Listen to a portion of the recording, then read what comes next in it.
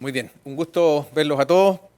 Comenzamos con buenos días, siendo las 12, algunos minutos, estamos terminando con buenas tardes. Esa es una talla que está bien repetida, sobre todo con el que le toca hablar a esta hora después de las 12. La operación del Sistema Eléctrico Nacional con la entrada en servicio del tramo 2x500 kV Nueva Pan de Azúcar Polpaico, que es el tramo sur de la línea Cardones-Polpaico que se inauguró recientemente el día 20 de junio. La presentación que vamos a ver a continuación está organizada en tres capítulos, por así decirlo. Uno que tiene que ver con cómo ha sido el proceso de interconexión, cumplido el hito de la conexión del tramo sur. Es bueno hacer una reflexión, una mirada a lo que ha sido este proceso de interconexión, los aprendizajes, los desafíos operacionales que partieron por allá por el 21 de noviembre del año 2017. Seguimos con el segundo capítulo de la presentación que tiene que ver con la operación actual, cómo hemos operado el sistema entre junio y julio, considerando la evolución de las capacidades de transmisión con o sin las compensaciones serie, que dicho sea de paso, estamos en un proceso de monitoreo del fenómeno de resonancia subsincrónica y los efectos de la compensación serie, que nos vamos a referir en la última parte de este segundo capítulo, y el tercero, que dice relación con las nuevas instalaciones de transmisión. El sistema norte requiere más infraestructura de transmisión y hay una serie de desafíos operacionales que vamos a ir comentando. Bien, la primera parte entonces dice relación con esta mirada, una recapitulación de lo que ha sido la conexión de estos sistemas del Norte Grande, del sistema interconectado central, históricamente operando en isla, y a partir del martes 21 de noviembre, pasaba algunos segundos después de las 11 de la mañana, se logró conectar los sistemas. Esto, algunos de ustedes, veo que algunos en esta sala participaron en la ceremonia de inauguración que hizo TEN ahí en la subestación Changos, donde se entregó un galvano con esta foto. Se ve la línea roja que muestra la frecuencia en la zona centro, la línea azul, la frecuencia en la zona del Norte Grande, y cómo finalmente, pasadas las 11 de la mañana, finalmente estos sistemas están operando interconectados con el cierre de los interruptores ahí en la subestación Cumbres. ¿Cómo hemos ido avanzando en este proceso? Primero, ustedes ven ahí la operación de noviembre-diciembre. Como decíamos, a partir de ese día martes 21, fuimos bastante conservadores en lo que dice relación con las transferencias máximas que se aplicaban en la operación en tiempo real, 200 megawatts hacia el norte, 200 megawatts hacia el sur. Poco a poco fuimos relajando estos límites sobre la base de los estudios que habíamos encargado a esa fecha. Y a mediados de enero del año 2018, el sistema finalmente se pudo conectar hasta la subestación Maitencillo, es la conexión del tramo norte de la línea de Interchile, y eso permitió de alguna forma relajar los criterios, los límites de transmisión. Bueno, esto no funciona por debajo del ecuador de la lámina que ustedes ven ahí, se ve los límites de transmisión: 750 megawatts hacia el norte, 300 megawatts hacia la zona sur. Y ya hacia fines de mayo del año 2018, finalmente se conectó el segundo tramo de la línea de Interchile, el tramo Nueva Maitencillo, Nueva Pan de Azúcar, y con eso los límites de transmisión quedaron en aproximadamente 900 megawatts hacia la zona norte y 400 megawatts hacia la zona sur, básicamente respaldados por la operación del sistema automático del corredor de 220 kV, que desconecta generación renovable con una primera prioridad y desconecta generación convencional a modo de bala de plata. Y esta situación duró un año. Estamos hablando mayo de 2018, mayo de 2019. Año en que pasaron muchas cosas en el sistema. Hubo que abrir las redes para permitir la conexión de nuevos proyectos, qué sé yo, el seccionamiento Punta Sierra, algunos trabajos en el sistema de transmisión que nos obligaron en algunas situaciones a operar en forma en isla, algunas contingencias también que separaron los sistemas, y de alguna forma durante todo este periodo hemos garantizado la operación segura y económica del sistema. ¿Qué pasó durante este año? Los desafíos operacionales dicen relación con los temas que ustedes ven allí. Faltaba capacidad de transmisión, había desacoplo en los costos marginales. El gráfico muestra los costos marginales del día 5 de septiembre del 2018, donde había que aplicar reducciones proporcionales a los parques renovables de la zona y con eso los costos marginales se iban a cero.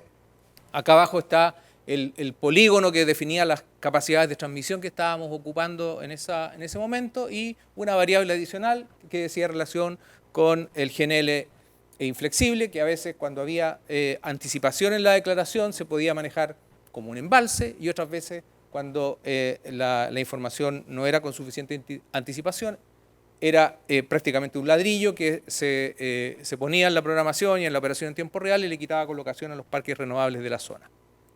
Esa es la historia hasta mayo de 2019. ¿Cómo ha sido la operación actual de junio-julio con la puesta en servicio del tramo Cardones-Polpaico? Bueno, ahí ustedes ven en este mapa geográfico el tramo sur de la línea Cardones-Polpaico que ha permitido las transferencias del tramo norte en los 900 megawatts que habíamos conversado, básicamente respaldados por el criterio N-1 de los transformadores de los changos y en el tramo sur los límites en torno a 1.700 megawatts, dependiendo si hay o no conexión de las compensaciones series de todo el corredor de 500. Estamos hablando de 5 pares de compensaciones series desde Changos hasta la subestación Pan de Azúcar. Límites de operación de la zona norte del sistema. Bueno, básicamente los límites dicen relación con eventuales operaciones enmalladas del anillo de 220 que representan el enlace débil de este corredor o eventualmente operaciones abiertas del anillo de 220 kV y las consideraciones particulares en relación a las compensaciones serie. Estamos hablando de esta nomenclatura 0, 1, 1, 1, 1. Son 5 pares de compensaciones serie. El 0 indica que la compensación serie que aún no se ha conectado es la que está en la subestación Chango mirando hacia Cumbres, y la vamos a mostrar más o menos en el ecuador de esa lámina, con botones verdes y rojos para que ustedes vean cuáles son las compensaciones series que están habilitadas. Entonces, veamos, ¿cuáles son las restricciones que se están activando hoy día? El corredor de 220 entre Maitencillo y Punta Colorada, entre Punta Colorada y Pan de Azúcar, dependiendo del aporte solar del Romero, el Pelícano, el Parque Eólico Punta Colorada y también, muy importante, el aporte de San Juan, que dicho sea de paso, hoy día está sobre 160 megawatts de aporte de generación eólica en ese punto, por lo tanto, hemos tenido ya que abrir el corredor para cubrir contingencia falla N-1, como la que está puesta ahí, y hemos abierto en su estación Don Héctor. Situaciones también que se pueden presentar en el corredor de 220, desacoplos entre Pan de Azúcar y Nogales.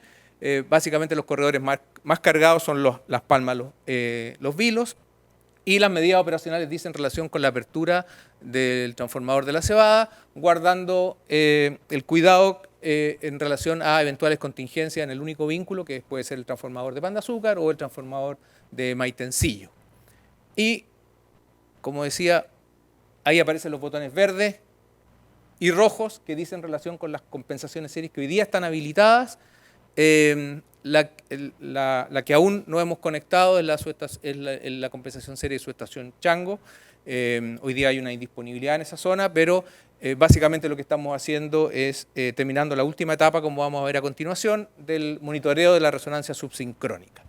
Y ahí está la nomenclatura, restricciones y contingencias que hay que tener presente en relación a las capacidades máximas que estamos admitiendo hoy día, 900 megawatts en el tramo norte, 1.700 megawatts en el tramo sur de ese corredor y guardando el criterio N-1, considerando que el sistema integral de control de transferencia hoy día está fuera de servicio.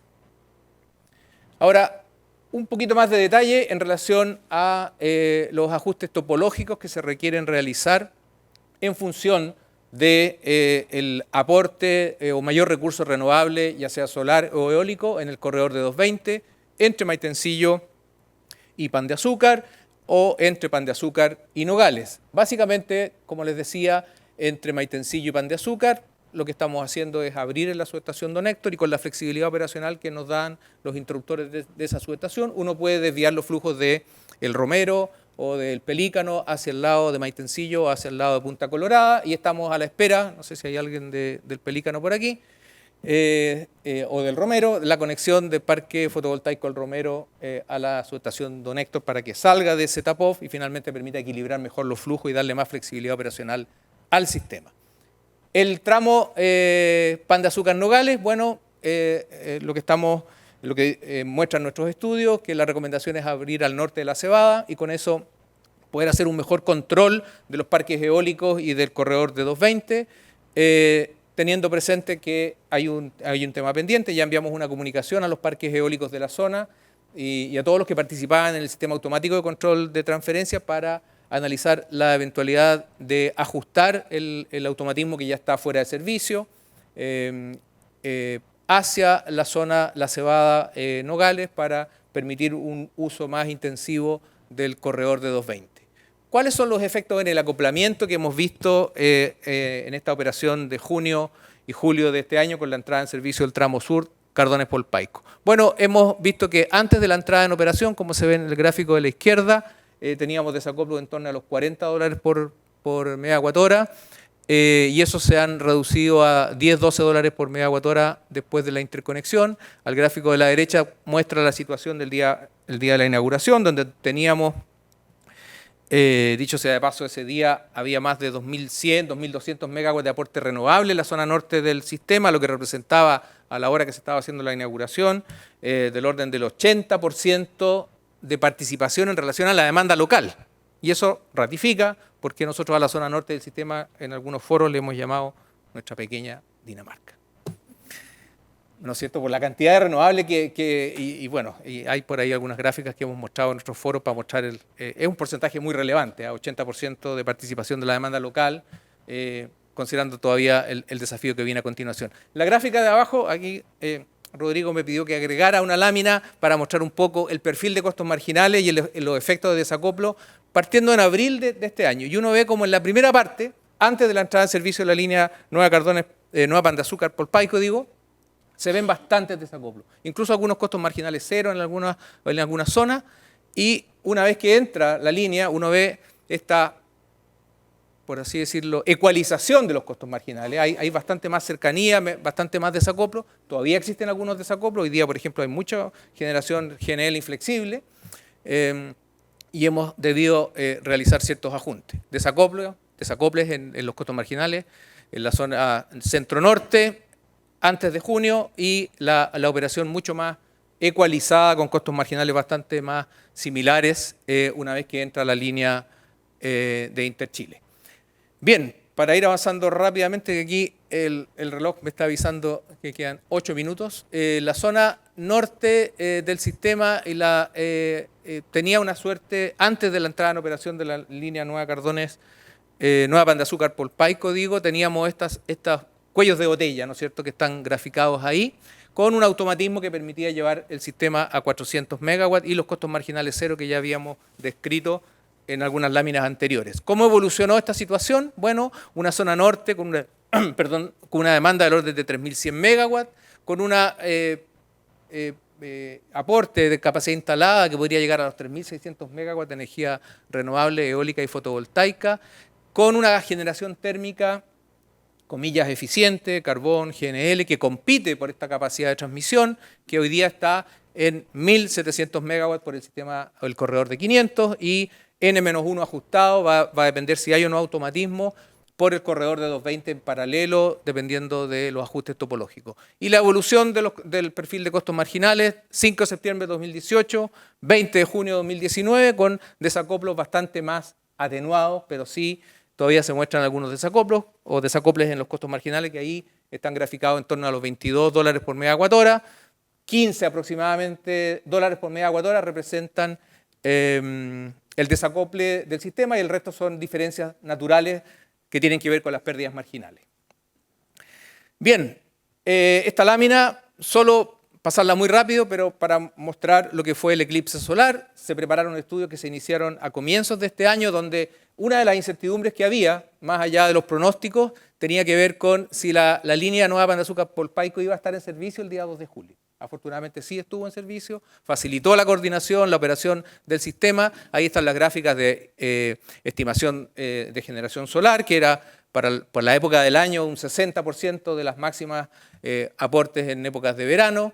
El pronóstico con eclipse y sin eclipse mostraban diferencias de 400 megawatts en una hora hasta 600 megawatts con consideraciones de resolución de minutos y tasas de bajada del orden de 15 megawatts por minuto. La última diagrama que acaba de aparecer ahí lo mostramos a través de los medios de comunicación, ¿no es cierto? Lo compartimos con el Ministerio de Energía, con el ministro en la visita que nos hizo. La línea amarilla muestra el pronóstico que teníamos para ese día, con el rebote, ¿no es cierto?, después de los 2 minutos y medio que duró el eclipse, y la línea roja finalmente fue el aporte solar real, lo que estuvo bastante bien. El azul muestra la situación del día lunes 1 de julio, que fue una situación con bastante más nubosidad en la zona. Esta es la evolución del monitoreo de la resonancia subsincrónica.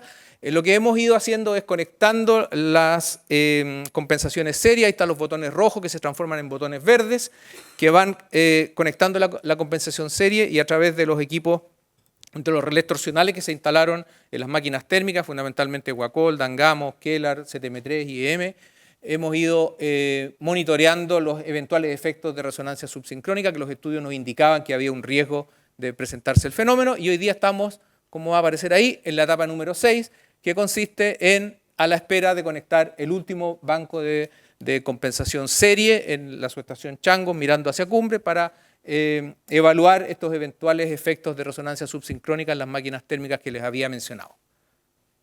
4 minutos para el último punto de la presentación. Nuevas,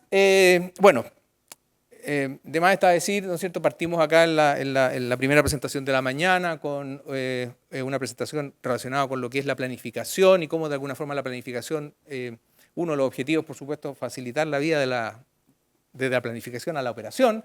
Lo que pasa es que a veces la planificación no siempre se cumple en fechas, en las instalaciones que finalmente van a estar disponibles para operar el sistema, y por lo tanto hay que enfrentar estos desafíos. Entonces, ¿qué instalaciones vienen a continuación? Ahí dice la topología esperada para octubre de este año. En rigor podría ya en septiembre tener el tercer transformador de Changos que se ve ahí, lo que va a liberar la restricción de 900 megawatts por criterio N-1.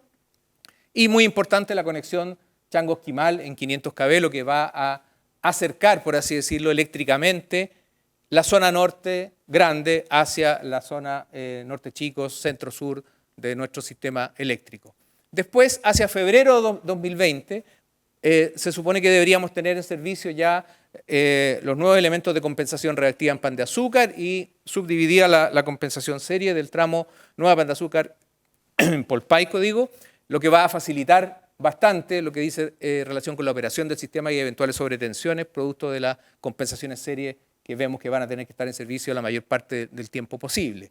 Pasamos a marzo del 2020. En 9 o 8 meses más, deberíamos tener los segundos transformadores de Nueva Cardones, Nueva Maitencillo, Nueva Pan de Azúcar, lo que le va a dar mayor flexibilidad y mayor seguridad a la zona. Hoy día ya estamos viendo ciertas restricciones en algunos de esos transformadores, o al menos poner atención a lo que son las contingencias en esos tramos. Y ya 3 años en adelante, hacia noviembre del año 2022, ustedes ven ahí este corredor de 220 kV en paralelo con el corredor antiguo. Estamos hablando de 2 por 500 MVA, 2 por 580 MVA, dándose la vuelta por allá por Nueva Pelambres para llegar a Quillota. Eso debería facilitar los temas de permisología y relacionamiento con las comunidades para que estas líneas finalmente puedan estar en servicio por allá en noviembre del 2022. Y el gran desafío operacional y de análisis va a tener que ver con qué aperturas o qué topología vamos a usar para operar el sistema en esa fecha.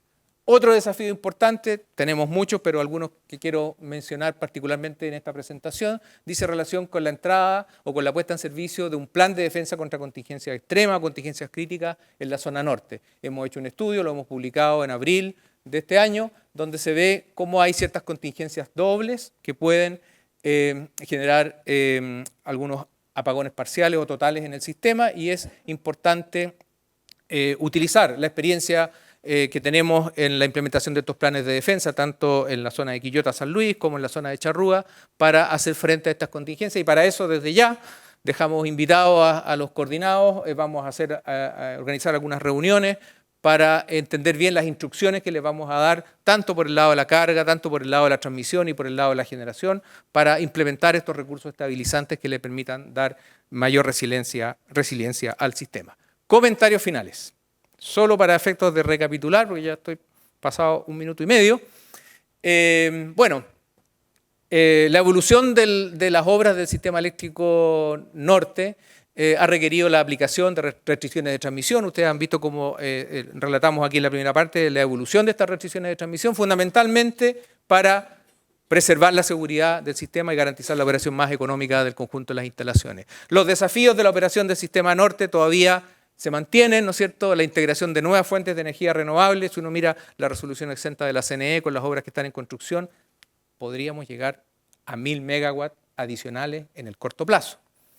Además, las obras de transmisión requieren nuevamente poner a prueba los desafíos de coordinación, ya sea por el lado de la conexión, recepción de los nuevos proyectos, la integración, la coordinación segura y económica de estas nuevas obras que van a integrarse a la red de transmisión. La resiliencia del sistema, que era uno de los desafíos que puse en la última lámina, también es importante enfatizar que se requiere la implementación de estos planes de defensa de contingencia extrema y contingencias críticas para evitar algún apagón importante en el sistema frente a fallas de baja probabilidad de ocurrencia, y la experiencia de los esquemas instalados en la zona centro-sur, básicamente Charrúa y Quillota San Luis, son clave para el éxito de la implementación de estos planes y por supuesto que la participación de los coordinados que finalmente van a realizar esta tarea. Finalmente, debemos estar atentos a los nuevos desafíos de la coordinación operativa producto de la transición energética. Ya se ha hablado también de los temas de descarbonización, la integración masiva de energía renovable, los servicios complementarios, la generación distribuida, la inercia sintética, la resiliencia del sistema y, por último, no menos importante, tenemos que tener una mirada a lo que podría ser la operación del sistema con 100% de participación.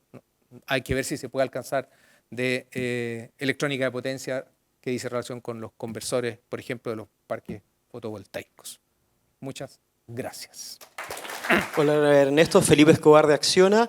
Ernesto, ya después de haber pasado toda esta etapa de falta de transmisión, ¿cuál es como tu visión o cuál es la lección que queda del automatismo que se usó en el norte? Y si es una buena medida como para usarla en otras zonas donde se puede haber falta de transmisión o espera de líneas que ya están decretadas. Ok, gracias Felipe por tu pregunta, porque bueno, la verdad es que en 20 minutos me habría gustado también, por ejemplo, haber hablado de los desafíos operacionales para no hablar de problemas. Recuerda que son desafíos relacionados justamente con la integración de renovables en la zona sur y el aprendizaje que hemos tenido, ya sea desde el punto de vista de la implementación de automatismos como planes de defensa o automatismos para control integral de transferencia, son fundamentales. De hecho, el esquema integral de control de transferencia ha permitido, digamos, un uso bastante más eficiente de la generación renovable en la zona norte. Ya lo hemos instruido su inhabilitación, su desconexión. Sin embargo, vemos que los parques eólicos de la Cebada, como veíamos ahí hacia el norte, podrían también implementar este ajuste, esta modificación del automatismo para hacerlo más eficiente. Y en la zona sur hay una propuesta que recibimos por ahí de una empresa coordinada para eventualmente también analizar ese esquema automático que permita mayor integración de energía renovable. Todo eso a la espera que finalmente las obras lleguen y tengamos mayor capacidad de transmisión en el sistema. Así que un punto a tener en el radar. Aquí está don Flavio en segunda fila. Ernesto, Flavio Rosas, Sí. NEC, Natural Energy Consultors. Bien, bien. Ese es el sombrero. Me impactó mucho, sabes que yo tengo tantos años que fui operador también del sistema, sí, en alguna medida. Me impactó mucho el crecimiento que se visualiza, sobre todo en la parte fotovoltaica. Entonces eso me hace pensar que va a ser cada vez más grande y más fuerte ese crecimiento desde el norte, que va a aportar energía hacia el sur con toda seguridad, ¿Cómo visualizan ustedes para la noche el tema? Muy cortito, así, ¿cómo lo ven? Ya, bien. Te agradezco la pregunta porque, bueno, como le decía también a Felipe, hay muchos temas y uno trata de concentrar en 20 minutos ahí las temáticas operacionales. Tal vez en el último bullet de la lámina de comentarios finales hacía referencia un poco a esta apertura de mirada a todas las soluciones posibles. Un dato. Hoy día en la noche, por ejemplo, estamos usando algunos parques fotovoltaicos de esa zona, particularmente el Romero, para controlar potencia reactiva. Hoy día absorbe potencia reactiva y eso colabora en lo que dice relación con eventuales sobretensiones, porque las líneas quedan menos cargadas, ¿no es cierto? Y a veces hemos tenido que desconectar algunos circuitos o puentear algunas compensaciones serias. Entonces, durante la noche, muy importante el aporte de las centrales renovables, en el sentido que se ajusten a los requerimientos que hoy día están establecidos en la norma técnica. Estamos también conduciendo un estudio de control dinámico, aporte de los parques renovables al control dinámico de la tensión. Y otro tema importante que también hay que tener presente en relación a la operación en la noche. Uno va a tener estos 2.000 hasta 2.600, 2.500 megawatts de centrales fotovoltaicas que van a dejar de aportar energía activa, ¿no es cierto? Y el parque convencional es muy importante que además tenga la flexibilidad, mínimos técnicos más bajos. Hemos conducido una campaña de reducción de los mínimos técnicos. La posibilidad de ciclar centrales a carbón es un tema que también está en el radar y va a contribuir a facilitar lo que es la operación cuando este gran volumen de energía renovable como la fotovoltaica deje de estar presente. Y el apoyo de, obviamente, la concentración solar de potencia que va a permitir esta operación de esta fuente de generación solar, 7x24 con estas sales. Eso. Gracias, Claudio.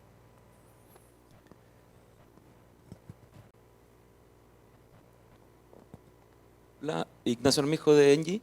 En realidad me gustaría saber qué va a pasar con la asignación de frecuencia, principalmente en la zona norte, una vez que ingresó la interconexión. Eso me faltó por lo menos ver en la presentación. Sí, bueno, también hay algunos temas que uno tiene que dejar fuera. Hoy día tenemos un estudio que establece una cierta forma de distribución del control de frecuencia. Estamos hoy día con una proporcionalidad para el control primario y secundario del sistema, que básicamente está en el orden de 70-30. Y de acuerdo a los últimos estudios que encargamos con el objetivo de el informe de servicios complementarios, el consultor ya nos está recomendando, en función de la robustez de los enlaces de 500 que tenemos hoy día, de eventualmente poder modificar esa distribución para hacerla más eficiente. Hoy día juega un rol fundamental las baterías, los BESS que están en la zona norte, más de 50 megawatts en batería, que aportan con mucha calidad a lo que es el control primario de frecuencia, y eso podría disminuir, por ejemplo, el aporte del control primario que hacen las máquinas a carbón de Engie, que me parece que por ahí va la pregunta. Ok, gracias.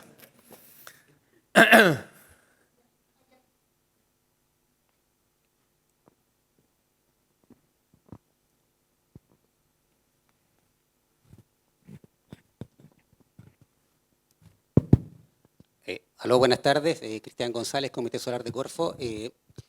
Bueno, dada la creciente y sostenida implementación de energías renovables variables, independiente que haya otras energías renovables continuas, como la CCP y la biomasa, por ejemplo, ¿hasta qué punto es sostenible el hecho de que se incorporen más generación asíncrona en desmedro de la síncrona? En algún momento tiene que haber un balance, naturalmente, entre ambos tipos de generación para mantener la robustez que actualmente tiene el sistema. Entonces, el increciendo sostenido de fotovoltaica y eólica, predominantemente, ¿en qué momento tiene que haber como una especie de warning para mantener esta robustez del sistema? Ok, bueno, gracias por la pregunta. También un tema bien relevante, podríamos profundizar y tal vez me tocó, aprovecho contarles que estuve en un seminario SIGRE en la primera semana de junio en Aalborg, en Dinamarca, y efectivamente una de las preocupaciones es justamente, yo lo puse al final ahí en el último bullet de los comentarios finales, que decía 100% Power Electronic. Justamente lo que se está estudiando por lo menos hay un consorcio de operadores de sistema, TSO, en Europa, con algunas universidades, analizando justamente, lo pueden buscar en internet, el proyecto se llama Migrate, ¿ya? Que tiene que ver con la integración masiva de estos convertidores, en el fondo, que están desplazando a la generación convencional. En algún foro por ahí había una lámina de uno de los operadores de Alemania, de Amprion, que mostraba cómo la generación renovable variable, eólica, fotovoltaica, iba empujando hacia un cliff, hacia un precipicio, no sé si alguno la vio por ahí, a las centrales convencionales. Entonces, es un tema que tenemos que tener en el radar, hay que analizarlo. Las conclusiones que están alcanzando estos estudios que les mencionaba, los operadores en Europa, muestran resultados auspiciosos, en el sentido que la inercia sintética, la emulación de la respuesta frente a cambios bruscos en la oferta, desbalance oferta-demanda, fallas en el sistema con fuentes débiles que ya no aportan al cortocircuito igual que una máquina rotatoria, los resultados están mostrando que efectivamente hay que introducir cambios en los controles y hay que ser muy cuidadosos, digamos, justamente con la seguridad del sistema, porque efectivamente estas fuentes no convencionales tienen costos de operación nulos, digamos, y eso tiende a desplazar a las máquinas convencionales, pero hay que hacer ese énfasis, y nosotros como coordinador, y como pusimos en ese último bullet, estamos atentos justamente a las evoluciones tecnológicas, a los aportes que se requieren de sistemas de almacenamiento, centrales de bombeo, para de alguna forma darle mayor robustez al sistema en situaciones como esa. Hoy día, como les dije hace un rato, el día de la inauguración de la línea Nueva Cardone, Nueva Pan de Azúcar Polpaico, el porcentaje, 11 de la mañana, el porcentaje de la generación renovable a esa hora era aproximadamente un 80% de la demanda local. Y si pensamos que la capacidad instalada en energía renovable variable, que hoy día están sobre los 4.000 megawatts, podría duplicarse hacia el año 2021, justamente va a haber que hacer el énfasis y poner atención en esa situación. Bien. La última pregunta. ¿De Engie? Engie, claro. Rodrigo Saavedra por acá de Engie. Una consulta mirando un poquito hacia el futuro. No sé si opinión del coordinador o personal de cómo serían, entre comillas, operar las futuras centrales de solar con concentración de energía o de bombeo. Debería ser, entre comillas, operada por el coordinador, en cuanto me refiero a definir la consigna de operación en un día, o bueno, eso de parte del sí, coordinador. Bueno, a ver. Creo que hay una discusión interesante que se ha desarrollado. Por supuesto, y yo creo que es noticia en desarrollo de lo que dice en relación con las normas técnicas que se están elaborando, este nuevo régimen de servicios complementarios. Sin duda que uno debería buscar un óptimo global del sistema, y en la medida que tenga estas centrales de bombeo, tipo Espejo Tarapacá, o centrales con concentración solar de potencia, uno debería optimizar eso pensando en los requerimientos del conjunto de las instalaciones. Sin embargo, yo sé que existe la posibilidad de definir ciertos programas de retiro particulares para hacer, por ejemplo, en el caso de sistemas de almacenamiento con baterías o centrales de bombeo, como una especie de iteración entre lo que propone el coordinado y el óptimo del sistema que finalmente define el coordinador. Me gustaría más ir en la línea de que se tome la señal que defina, por supuesto, el coordinador, pero hay que poner atención a lo que finalmente establezca la normativa. Una respuesta muy política. Bien.